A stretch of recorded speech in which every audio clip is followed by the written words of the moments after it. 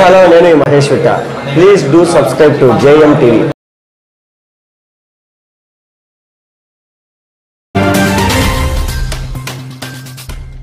సోదరుడైనటువంటి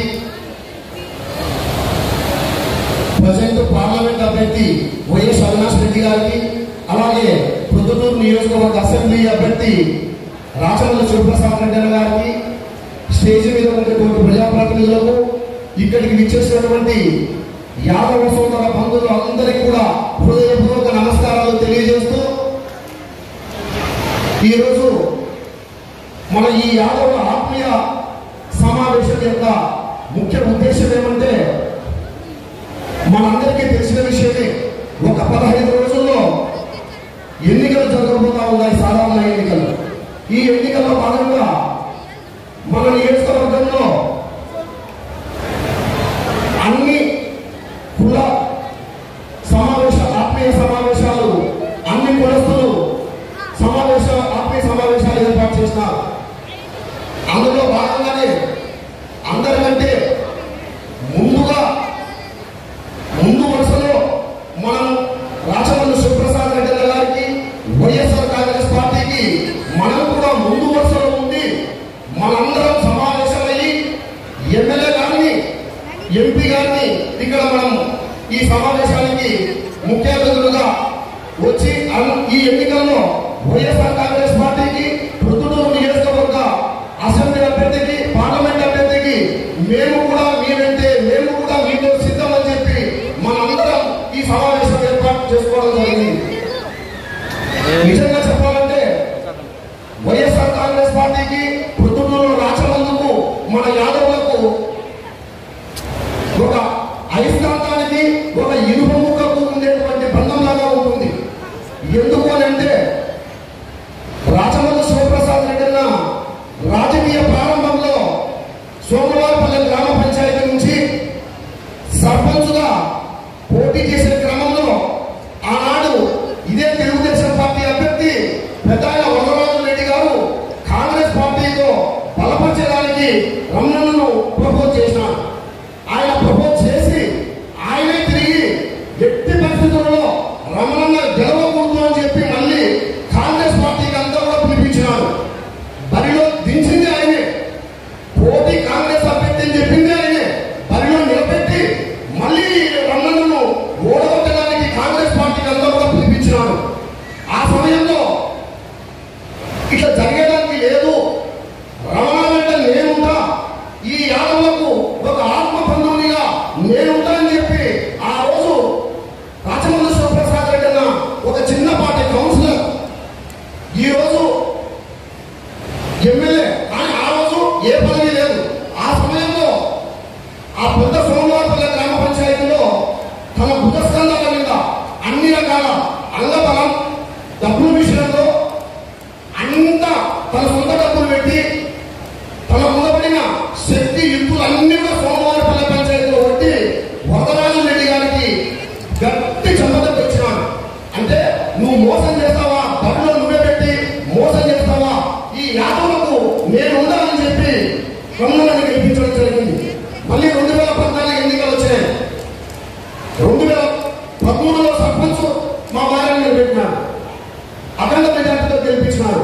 2014లో ZPTC మండలానికి, యాదవ సామాజిక వర్గానికి గౌరవ సుబ్బయ్య భార్య రామలక్ష్మణ్ నిలబెట్టినాడు. అదే రామలక్ష్మణ్ నిలబెట్టేటప్పుడు తెలుగుదేశం పార్టీ ఒక కరపత్రం వేసింది. అది ఇప్పుడు గుర్తొచ్చింది, కరపత్రం కూడా ఇంట్లో ఉంది. యాదవ సామ్రాజ్యాన్ని కూలవేయండి, యాదవ సామ్రాజ్యాన్ని అంతం చేయండి అని చెప్పి తెలుగుదేశం పార్టీ నాయకులు కరపత్రం కొట్టి ప్రొద్దుటూరు మండలానికి, రూరల్ గ్రామీణ ప్రాంతాల్లో తెలుగుదేశం పార్టీ పంచడం జరిగింది. ఎప్పటికీ కూడా మనం తెలుగుదేశం పార్టీకి వ్యతిరేకంగానే ప్రయాణం చేయాల్సిన అవసరం ఉంది.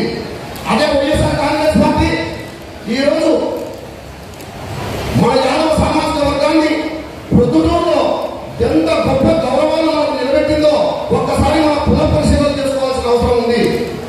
నిన్న జరిగిన లోకల్ బాడీ ఎన్నికల్లో ప్రొద్దుటూరు మండలం 85,000 ఓట్లుండే ప్రొద్దుటూరు మండలం, ప్రొద్దుటూరు అర్బన్ 1,25,000 ఓట్లుండే ప్రొద్దుటూరు మున్సిపాలిటీ, అర్బన్ మున్సిపాలిటీ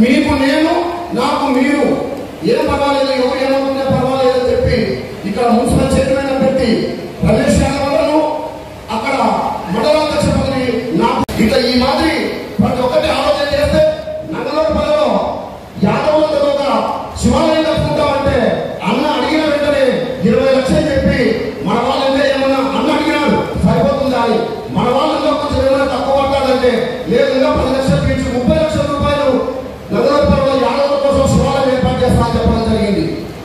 ఇందాక సుబ్బయ్య చెప్పినట్టు సోమవారపల్లిలో కూడా ఒక యాదవ్ కమ్యూనిటీకి సంబంధించిన రమణ బిల్ కలెక్టర్గా పనిచేస్తూ యాక్సిడెంట్ చనిపోతే 3 ఆడపిల్లలు ఉంటే 15 లక్షల రూపాయలు 3 ఆడపిల్లలకు ఆర్థికంగా సాయం చేయడం జరిగింది. నంగలపల్లిలో కరెంటు లేని సరిపోతే యాదవులకు వాళ్ళకు ఆర్థికంగా సాయం చేయడం జరిగింది. అట్లా ఒకటేమిటి అన్నీ కూడా ఇక్కడ ఉండి మేము ప్రజాప్రతినిధులందరూ కూడా మా ఆర్థిక స్థోమత చాలా స్వల్పం. మేము మండలాధ్యక్షులు కావడానికి, సర్పంచులు కావడానికి, ఎంపీటీసీలు కావడానికి కావాల్సినంత ఆర్థిక స్థోమత మా దగ్గర ఉండే పరిస్థితి ఉండదు. అట్లాంటప్పుడు ఆయన పూర్తి ఆర్థిక సహాయ సహకారాలతో మన యాదవ సమాజ వర్గాన్ని అందరినీ కూడా ఆయన సొంత డబ్బులతో వీలైనంత ఎక్కువ డబ్బులతో ఆయన పెట్టి మనలందరినీ ప్రజాప్రతినిధులుగా చేసి యాదవ కులాన్ని గౌరవంగా తలెత్తుకుని తిరిగేటట్టు కృషి చేసినటువంటి వ్యక్తి రాచమల్లి శివప్రసాద్ రెడ్డి గారు.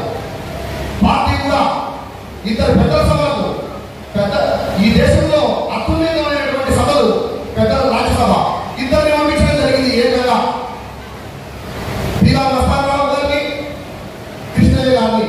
అంటే మన కమ్యూనిటీ పట్ల జగనన్న కానీ మృతుడులో ఉండే రాచమల్లి శివప్రసాద్ రెడ్డి కానీ ఎంత ప్రేమ, అభిమానం, గౌరవం, మన మీద ఎంత నమ్మకం ఉందో ఒక్కసారి మనం ఆలోచన చేయాల్సిన అవసరం ఉంది.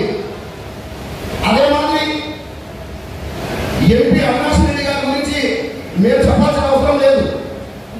మీకు అందరికీ తెలుసు ఎంత సౌమ్యుడు, మనకి ఎన్ని కష్టాలు ఎన్ని బాధలు ఉన్నా కూడా అన్నం కనపడి ఒక్కసారి నవ్వి షేకాన్ని తీసుకుంటే మనసు చాలా చాలా అయిపోతుంది. అటువంటి మనస్తత్వం కలిగినటువంటి వ్యక్తి మన ఎంపీ వ్యక్తి అవినాష్ రెడ్డి గారు. ఇట్లా ఏ విధంగా పోల్చుకున్నా కూడా మనం వైఎస్ఆర్ కాంగ్రెస్ పార్టీ మన కులాన్ని ఇంత పెద్దగా గొప్పగా గౌరవించినందుకు